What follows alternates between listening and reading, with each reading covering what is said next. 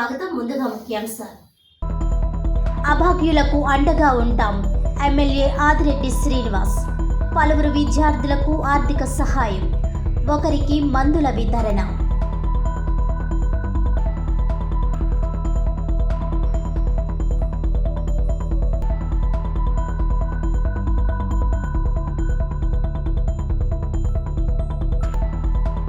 రైతుల కోసం మిర్చి యార్డుకు వెళితే వామ్మో ఎన్నికల కోడంట. వింతగా లేదా? కూటమి సర్కార్ తీరుపై చెలరేగిన మాజీ మంత్రి చెల్లుబోయిన వేణుగోపాలకృష్ణ.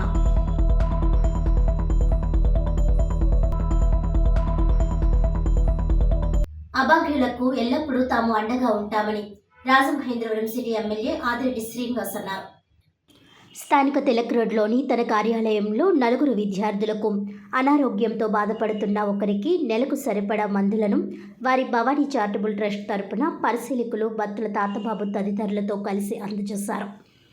అనంతరం ఎమ్మెల్యే ఆదిరెడ్డి శ్రీనివాస్ మాట్లాడుతూ బాధల్లో ఉన్న వారికి తాము ఎల్లప్పుడూ అండగా ఉంటామని అన్నారు. తమ భవానీ చారిటబుల్ ట్రస్ట్ ద్వారా అనేక సేవా కార్యక్రమాలు నిత్యం నిర్వహిస్తూనే ఉంటున్నామని అన్నారు. పేద విద్యార్థులకు ఫీజులు చెల్లించడం, పేదల కోసం ఉచిత వైద్య శిబిరాలు నిర్వహించడం చేస్తున్నామని అన్నారు. ఇక తమ కూటమి ప్రభుత్వం కూడా ప్రజల ఆరోగ్యానికి ప్రాధాన్యత ఇస్తోందన్నారు. అందులో భాగంగానే లక్షలాది మందికి ముఖ్యమంత్రి సహాయ నిధి నుంచి ఆరోగ్య ఖర్చుల నిమిత్తం సహకారాన్ని అందిస్తోందన్నారు. రాజమండ్రి సిటీ నియోజకవర్గానికి సంబంధించి ఇప్పటి వరకు సుమారు ₹1,00,00,000 ముఖ్యమంత్రి సహాయ నిధి నుంచి వందలాది మందికి అందించడం జరిగిందన్నారు. ఇంకా సుమారు ₹60 లక్షల వరకు సంబంధించి 52 దరఖాస్తులు పెండింగ్లో ఉన్నాయని అన్నారు. ఏది ఏమైనా ప్రజలకు అందుబాటులో ఉంటూ అండగా ఉంటామని అన్నారు. ఈ కార్యక్రమంలో ఛాంబర్ అధ్యక్షులు తవ్వా రాజా, తెలుగుదేశం పార్టీ నాయకులు మజ్జి మణికంఠ, ఎర్రంశెట్టి రాజ్ కుమార్ తదితరులు పాల్గొన్నారు. నగరంలో ఆర్థికపరమైన సమస్యతో అది వైద్యం కానీ విద్య కానివ్వండి, ఓ పక్కన ప్రభుత్వ పరంగా వచ్చే అందిపుచ్చుకుంటున్న అందని వారు ఇంకా చాలా సంఖ్యలో ఉన్నారు. కొన్ని వైద్యపరంగా ఉన్నాయి, మీ సీఎం రిలీఫ్ ఫండ్ ద్వారా వారికి ఏదో విధంగా ఊరట తీసుకొస్తూ ఉన్నాం. ఇంకా కానీ ఉన్నాయి మా ట్రస్ట్ నుంచి మా పరిధిలో మా సొంత డబ్బుతోటే ప్రతి 15 రోజులకి ఒక కార్యక్రమం చేసి అర్హులైన వాళ్ళకి ఇవ్వడం జరుగుతూ ఉంది. దాంట్లో భాగంగా ఈ రోజున కొంతమందికి ఆ కార్యక్రమం చేయడం జరిగింది. చేస్తూనే ఉన్నాం. మొదటి రోజు నుంచి కూడా నేను చెప్పాను, ఏదో ఒక కారణం మీద బయటికి వెళ్తూ ఉన్నప్పుడు, ఇప్పుడు ఏదైతే ఉభయ గోదావరి జిల్లాలో పట్టభద్రుల శాసనమండలి ఎన్నికే ప్రక్రియలోని క్యాన్వాసింగ్ చేసుకుంటూ వెళ్తూ ఉన్నప్పుడు ఎదురవుతూ ఉన్నాయి కొన్ని సమస్యలు. ప్రభుత్వం నుంచి వచ్చే విధంగా ఉంటే మా కార్యక్రమం చేస్తున్నాం. ప్రభుత్వం నుంచి రాని కార్యక్రమాలు మా పరిధిలో మేము చేయగలిగే సాయం చేసుకుంటూ వెళ్తూ ఉన్నాం. మరలా ఇప్పుడు విజ్ఞప్తి చేస్తున్నట్టు ఇప్పుడు కూడా చెప్తా ఉన్నాం. దాతలు అయితే వస్తూ ఉన్నారు. ఇంత ముందు మీద గమనించినట్లయితే దాతలు ఉదారంగా వస్తూ ఉన్నారు, సాయం చేస్తూ ఉన్నారు. ఇంకా రావాల్సిన సంఖ్య కూడా చాలా ఉంది. చేయగలిగిన శక్తి ఉన్న వాళ్ళు చాలామంది ఉన్నారు. వాళ్ళు కూడా వారి యొక్క సాయం అందించినట్లయితే నగరంలోని అనేక మందిని ఏదైతే సమస్యతోటి ఎవరైనా ఆదరిస్తారని ఆశతో ఉన్న వాళ్ళందరినీ ఆదుకోవడానికి అవకాశం ఉంటుంది. వారందరూ కూడా ముందుకొచ్చి వారు చేయాల్సిన కార్యక్రమం ఎవరికి వారు చేసినట్లయితే సమాజంలో కొన్ని సమస్యలు మనం తొలగించడానికి అవకాశం ఉంటుంది. అందరూ కూడా ఆ ఆలోచనతోటి ముందుకు రావాలని అందరికీ కూడా విజ్ఞప్తి చేస్తూ అందరికీ ధన్యవాదాలు. రైతుల కష్టం కోసం, రైతుల క్షేమం కోసం ఆకాంక్షించే వ్యక్తి వైఎస్ జగన్మోహన్ రెడ్డి అని మాజీ మంత్రి చెల్లుబోయిన వేణుగోపాలకృష్ణ అన్నారు. నేటి ప్రభుత్వం రైతులను మోసం చేసిందని ఆయన తెలిపారు. స్థానిక ది రాజమండ్రి ప్రెస్ క్లబ్లో గురువారం ఆయన పాత్రికేయులతో మాట్లాడుతూ ఎంతోమంది రైతులు జగన్మోహన్ రెడ్డి వద్దకు వచ్చారని అన్నారు. రైతుల కష్టాలు విన్నవించుకున్నారని ఆయన పేర్కొన్నారు. ప్రజాస్వామ్యం, ప్రభుత్వం బాధ్యతగా ఉండాలని, ప్రభుత్వం అలసత్వం ఉంటే ప్రతిపక్ష పార్టీ మేల్కొల్పే విధంగా ఉండాలని, వైఎస్ఆర్ కాంగ్రెస్ పార్టీ ఉద్యమిస్తుంటే అబద్ధాలు దరువు అనే ప్రచారం చేస్తున్నారని అన్నారు. పంట దిగుబడి తగ్గిందని, సగానికే పంటలు వేశారని, అందువల్లే గిట్టుబాటు ధర కల్పించడంలో విఫలమైందన్నారు. రైతుల కష్టాల కోసం వెళ్తున్న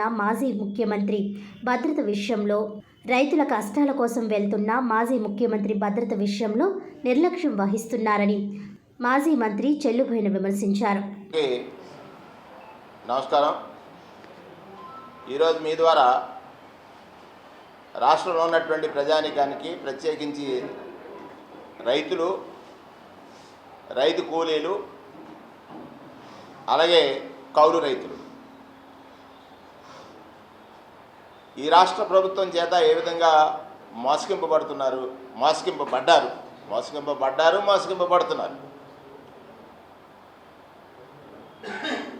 మోసగింపబడ్డ రైతుల్ని బాధ్యత కలిగినటువంటి రాజకీయ పక్షం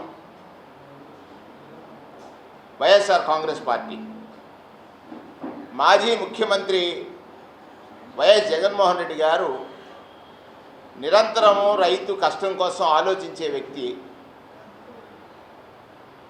రైతు క్షేమం కోసం ఆకాంక్షించేటువంటి వ్యక్తి, రైతు కష్టంలో ఉన్నప్పుడు మొద్దు నిద్ర వహించి రైతును మోసగించిన ఈ ప్రభుత్వానికి కళ్ళు తెరిపించడానికి నిన్న ఒక ప్రయత్నం చేశారు. ఏదైతే గుంటూరు మిర్చి యార్డ్లో రైతులు పడుతున్నటువంటి కష్టాలను కానీ అగచాట్లు కానీ ఈ ప్రపంచం దృష్టికి తీసుకురావాలని బాధ్యత వహించాల్సిన ప్రభుత్వం, బాధ్యత వహించాల్సినటువంటి ముఖ్యమంత్రి బాధ్యతారాహిత్యంగా ప్రవర్తిస్తున్న విషయాన్ని ప్రజల దృష్టికి తీసుకువెళ్ళాలని నిన్న మిర్చి యార్డుకి వెళ్ళినప్పుడు రైతులు వారి కష్టాలు చెప్పుకోవడం కోసం, జగన్మోహన్ రెడ్డి గారికి వారి కష్టాలని వినిపించడం కోసం అశేషంగా కథలు వచ్చారు. మొద్దు నిద్రలో ఉన్న ఈ ప్రభుత్వానికి కంగారు పుట్టింది, అలజడి పెరిగింది. ప్రభుత్వంలో ఉన్నటువంటి బాధ్యత వహించాల్సిన మంత్రులు కానీ, ముఖ్యమంత్రి గారు కానీ, వారికి అనుకూలంగా ఉన్నటువంటి కొంతమంది మీడియా సోదరులు కానీ దారుణమైనటువంటి రీతిలో ఆ పర్యటనని చూపించదలిచారు. ప్రజాస్వామ్యం ప్రజలకు ఇచ్చినటువంటి హక్కు ఏమిటి? ప్రభుత్వం బాధ్యతగా ఉండాలి. ఎక్కడైనా ప్రభుత్వం అలసత్వంగా ఉంటే దాన్ని ప్రతిపక్షం వెళ్ళి మేలుకొల్పి చూపించాలి. నిన్న జరిగింది అది. దాని మీద మీరేమని అసత్యాలు మాట్లాడారంటే ధరలపై అబద్ధాల దరువట. అంటే వాస్తవానికి మిర్చి ధరలు తగ్గాయా లేదా? మిర్చి ధరలు గత సంవత్సరం ఎంత ఉన్నాయి, ఈ సంవత్సరం ఎంత ఉన్నాయి? గత సంవత్సరం 20,000 పైబడి 27,000 వరకు అత్యధికంగా మిర్చి యార్డులో క్వింటాల్ ధర ఉంటే ఇవాళ 13,000 నుంచి హైయెస్ట్ ఉండే 9 నుంచి 11,000 కొనుగోలు చేస్తున్నారని ఆ రైతులందరూ ఆందోళన చెందుతుంటే ఆ వాస్తవాన్ని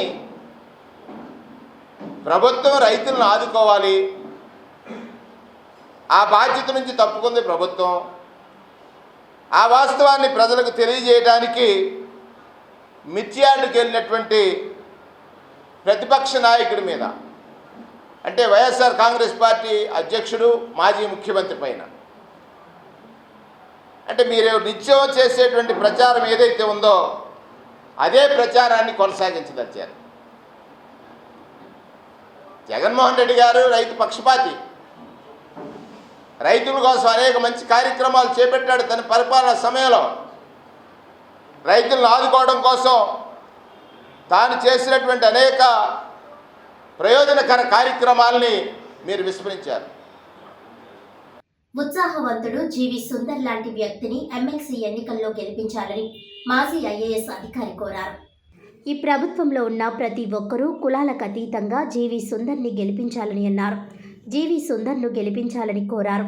జీవి సుందర్ మేనిఫెస్టోను చదివి వినిపించారు. కాంట్రాక్ట్ ఉద్యోగులు ఎవరైనా ఉంటే వారి రెగ్యులర్ చేసే విధంగా పోరాటం చేస్తారని ఆయన అన్నారు. యువతకు వ్యాపారం, నిరుద్యోగ యువతకు ప్రైవేట్ పరంగా ఉద్యోగాలు వచ్చే విధంగా కృషి చేస్తారని ఆయన పిలుపునిచ్చారు. అందుకనే హర్షకుమార్ కుమారుడు జీవి సుందర్ని గెలిపించాలని కోరారు. జీవి సుందర్ గారి యొక్క ప్రత్యేకతలు మనం చెప్పుకోవాలంటే చాలా ఉన్నాయి. దీనికి చాలా నావెల్ ఐడియాస్ ఉన్నాయి, కొత్త ఐడియాస్ ఉన్నాయి. మంచి మంచి భావాలు ఉన్నాయి. వాళ్ళ నాన్నగారి ద్వారా, హర్షకుమార్ గారి ద్వారా వచ్చినటువంటి సంక్రమించినటువంటి మరి ఆ యొక్క పట్టుదల, కార్యదీక్ష, మరి సేవాగుణం, మరి ఎంతో మరి దళితులకు సేవ చేయాలనేటువంటి ఉద్దేశంతో ఆయన చేస్తున్నటువంటి ప్రయత్నానికి మేము మద్దతు ఇవ్వాలని తీర్మానం చేసుకుని మరి ఇక్కడికి రావటం జరిగింది. మేము ఒకటే చెప్తున్నాం, రేపు 27న జరగబోయేటటువంటి ఎన్నికల్లో దళిత సంఘాలన్నీ, మరి మాల సంఘాలు కానివ్వండి, మాదిగ సంఘాలు కానివ్వండి, అనేక దళిత సంఘాలు ఏవైతే ఉన్నాయో అవన్నీ కూడా జీవి సుందర్ గారికి ఓటు వేసి ఆయన అత్యధికమైనటువంటి మెజారిటీతో గెలిపించాల్సిందిగా మేము విజ్ఞప్తి చేస్తున్నాం. ఎందుకంటే ఇవాళ ఈయన ఒక్కడే కాదు, ఈయన తండ్రి గారు గతంలో 2 సార్లు అమలాపురం నియోజకవర్గానికి ఎంపీగా చేశారు. ఆయన అనేక మందికి సేవ చేశారు. మరి అనేక సాహసోపేతమైనటువంటి చర్యలు చేపట్టారు. అనేక రోడ్లు, బ్రిడ్జిలు నిర్మాణానికి ఆయన మరి సహకరించారు. ఈ ప్రాంత ప్రజల్లో మరి చెరగని ముద్ర వేసుకున్నటువంటి హర్షకుమార్ గారి తనయుడుగా మనం అయితే ఈ యొక్క జీవి సుందర్ గారిని గెలిపించాలనేటువంటి ఉద్దేశంతో ఇక్కడికి రావడం జరిగింది. గ్రాడ్యుయేట్స్ అందరికీ నేను చెప్తున్నాను, అలాగే టీచర్స్ అందరికీ చెప్తున్నాను, మరి దళిత వర్గాలు కానివ్వండి, కాపు వర్గాలు అవనివ్వండి, లేదా బీసీ వర్గాలు అవనివ్వండి, ఎవరైనా కానీ మరి ఒక కులంకి సంబంధించినోడు కాదు సుందర్ అన్ని కులాలకి సంపూర్ణమైనటువంటి న్యాయం చేసేటటువంటి వ్యక్తిగా మేము భావిస్తున్నాం. కాబట్టి ఇతను కొత్తగా 34 సంవత్సరాల యువకుడు ప్రప్రథమంగా ఎన్నికల్లో పోటీ చేస్తున్నాడు. మంచి యాక్టివ్ పర్సన్. ఇతన్ని మనం గెలిపించుకున్నట్లయితే రేపు కౌన్సిల్లో అనేక రకాలైనటువంటి సమస్యల మీద మరి ఆయన చర్చించడానికి కానీ, సమస్యల పరిష్కారానికి కానీ కృషి చేస్తాడని చెప్పి మేము విశ్వసిస్తున్నాం.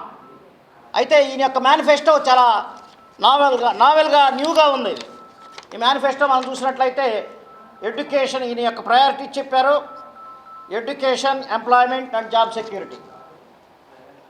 Education, employment and job security అని చెప్పి ఈ 3 కీలకమైనటువంటి అంశాలకు ప్రాధాన్యత ఇస్తున్నాడు ఆయన. సో ఇది ఆయన యొక్క మేనిఫెస్టో. ఈ మేనిఫెస్టోని మనం చూసినట్లయితే ఎంప్లాయ్మెంట్ ఎక్స్చేంజ్ కేంద్రం అనేటువంటిది ఏర్పాటు చేస్తానని చెప్తున్నారు ఆయన. దేనికంటే పరిశ్రమలకి, విద్యా సంస్థలకు మధ్య కనెక్టివిటీ చేస్తూ ఎంప్లాయ్మెంట్ ఎక్స్చేంజ్ క్రియేట్ చేస్తానంటున్నాడు.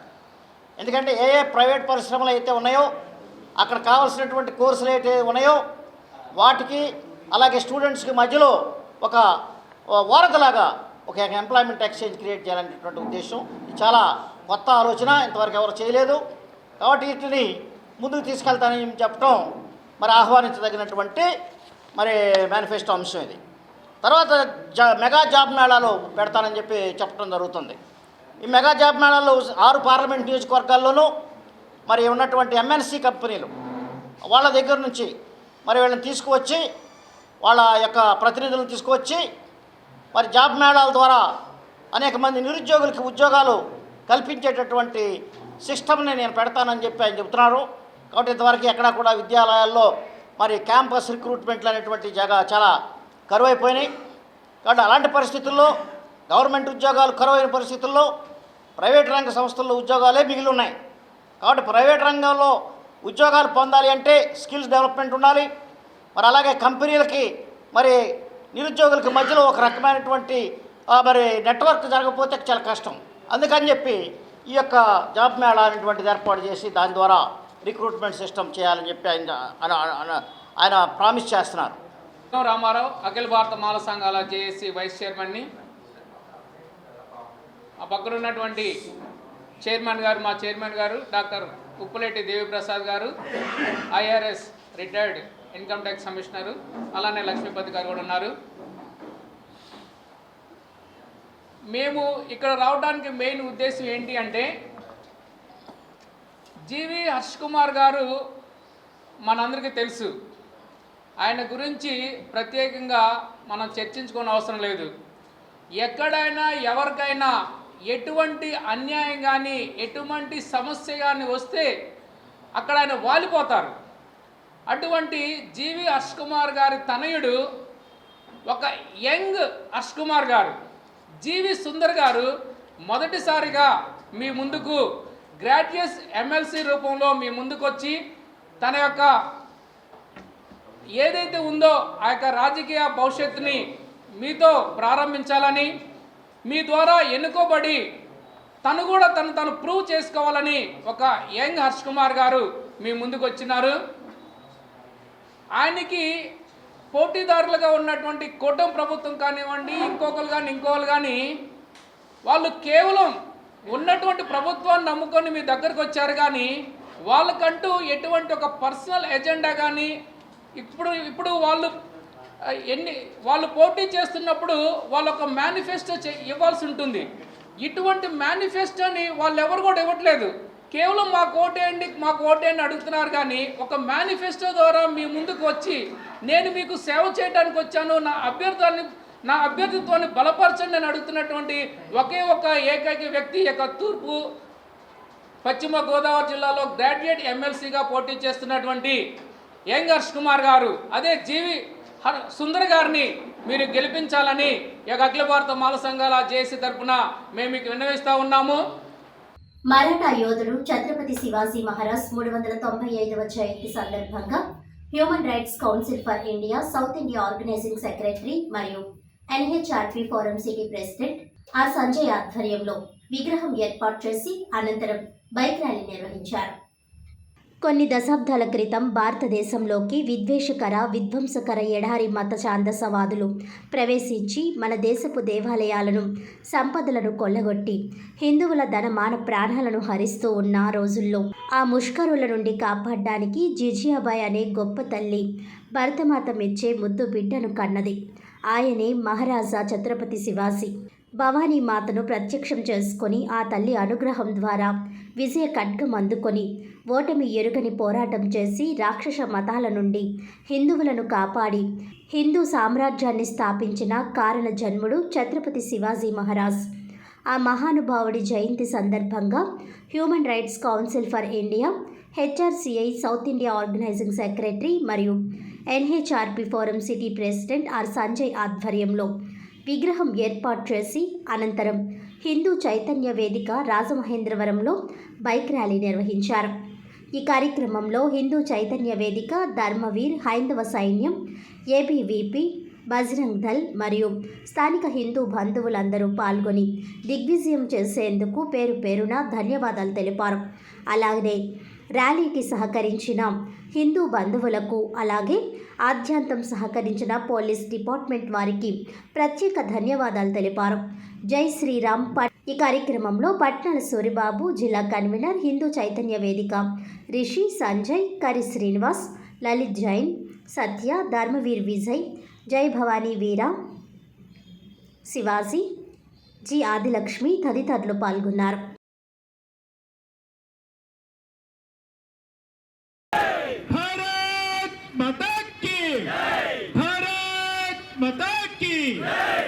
శివాజీ చేతుల కత్తిని చూడు, శివాజీ చేతుల కత్తిని చూడు.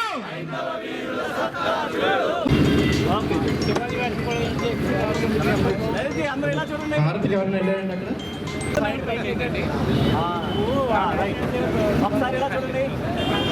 మొదటగా మనం గోదావరం బస్ స్టాండ్ మీదుగా దేవి చౌక్ నుంచి డైరెక్ట్ వై జంక్షన్ దగ్గరికి వెళ్తాం. వై జంక్షన్ నుంచి నందం గణిరాజ్ సెంటర్ నుంచి మనం బైపాస్ రోడ్డు మీదకి చేరుకుంటాం. బైపాస్ రోడ్డు మీద నుంచి డైరెక్ట్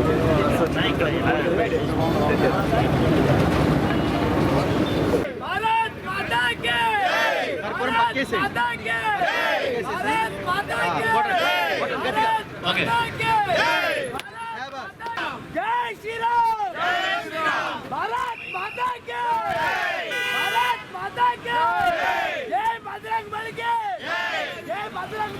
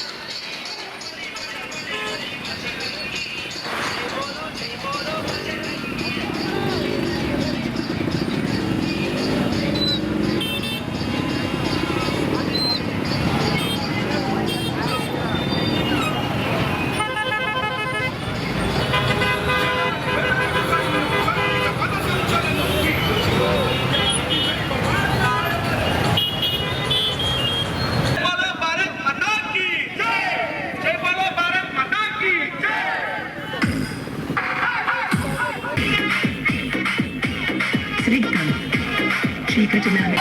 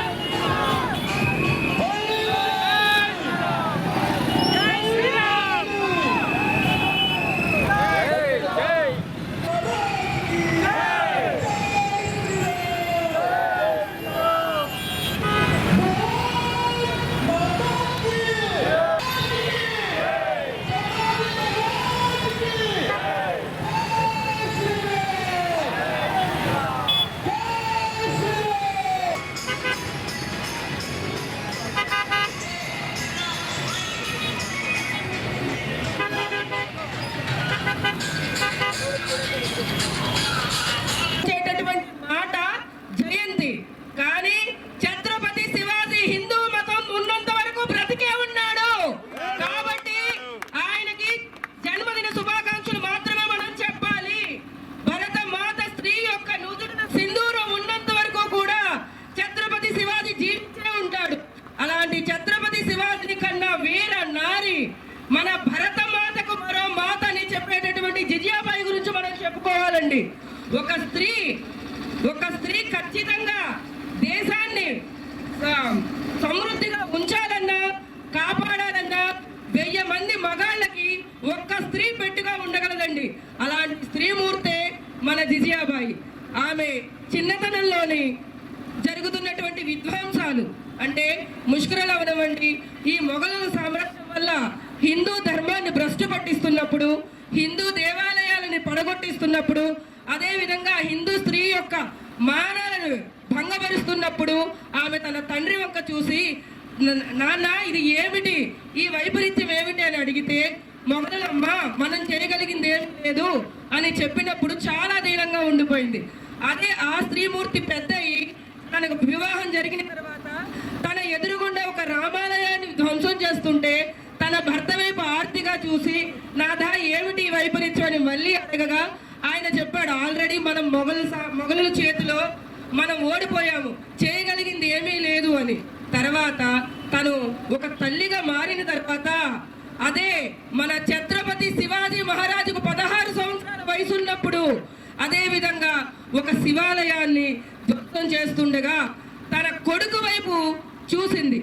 చూడగానే ఆమె ఏమి అడగలేదట. ఆ చూపుని అర్థం చేసుకున్నటువంటి ఆ వీర ఛత్రపతి శివాజీ మహారాజు వెంటనే తల్లి యొక్క భావాన్ని అర్థం చేసుకొని, ఎవరైతే ఆ హిందూ దేవాలయాలని హిందూ మతంపై దాడులు చేస్తున్న వాళ్ళని వీరభద్రుడి రూపంలో శివమెత్తి కథన రంగంలో కత్తి దూసి వాళ్ళందరినీ కూడా నేల పాలు చేసి వారి శిరస్సులను ఖండించి వాళ్ళ రక్తంతో సనాతన ధర్మానికి తిలకం దిద్దినటువంటి మన వీర మాత బిడ్డ అయినటువంటి ఛత్రపతి శివాజీ మహారాజు పుట్టినది ఫిబ్రవరి 19వ తారీఖున. కాబట్టి ఈ రోజు మనం ఆ సందర్భంగా ఆయనకు మరొకసారి జన్మదిన శుభాకాంక్షలు తెలుపుకుంటున్నాం.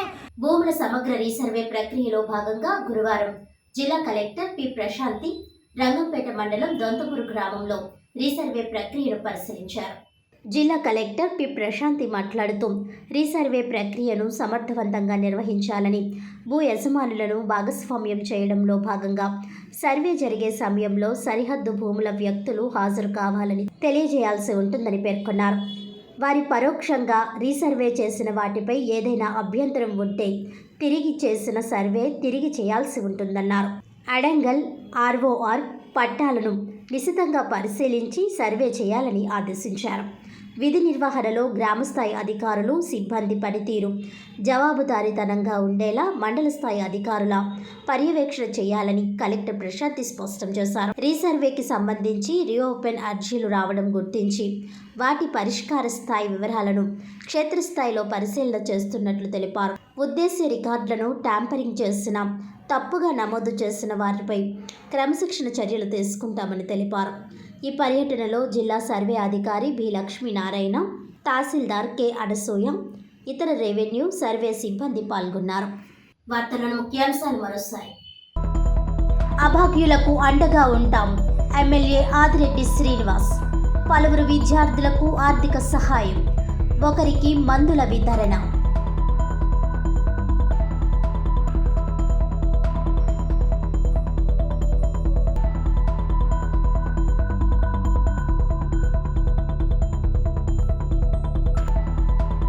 రైతుల కోసం మిర్చి యార్డుకు వెళితే వామ్మో ఎన్నికల కోడంట. వింతగా లేదా? కూటమి సర్కార్ తీరుపై చెలరేగిన మాజీ మంత్రి చెల్లుబోయిన వేణుగోపాలకృష్ణ.